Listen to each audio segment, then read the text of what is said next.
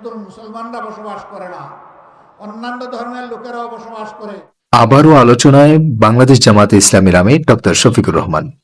মহানবী সাল্লাল্লাহু আলাইহি ওয়াসাল্লাম সর্বোচ্চ ঝুঁকিপূর্ণ কাজেও নারীদের যুক্ত করেছেন, যুদ্ধক্ষেত্রে নারীদের যুক্ত করেছেন। তাই আমরা তাদের আটকে রাখার কে?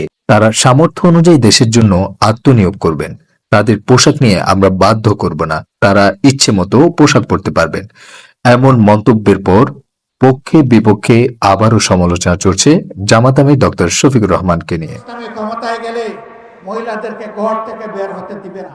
শনিবার বিকেলে সাতক্ষীরার সরকারি উচ্চ বিদ্যালয় মাঠে জেলা জামাতের কর্মী সম্মেলনে প্রধান অতিথির বক্তব্যে তিনি এসব কথা বলেন। মায়েরা আনন্দের সাথে সেদিন তারা ইজ্জতের জন্য তাদের সম্মানের মর্যাদার পোশাক পরিধান করবেন। জামাত আমির বলেন, মা বোনেরা ঘরেও সুরক্ষিত থাকবে, কর্মস্থলেও সুরক্ষিত থাকবে। তাদের দিকে কেউ চোখ তুলে তাকাতে পারবে না। আমাদের বিরুদ্ধে অপপ্রচার চালানো হয় যে আমরা ক্ষমতায় আসলে নারীদের ঘর থেকে বের হতে দেওয়া হবে না, কিন্তু কথা দিচ্ছি এমন হবে না। তিনি আরো বলেন, আমাদের দেশ সাম্প্রদায়িক সম্প্রীতির চমৎকার বাগান। এই বাগানে মাঝে মধ্যে হুতুম পেঁচা হানা দেয়। আমাদের সকলে সতর্ক থাকতে হবে এদের বিরুদ্ধে।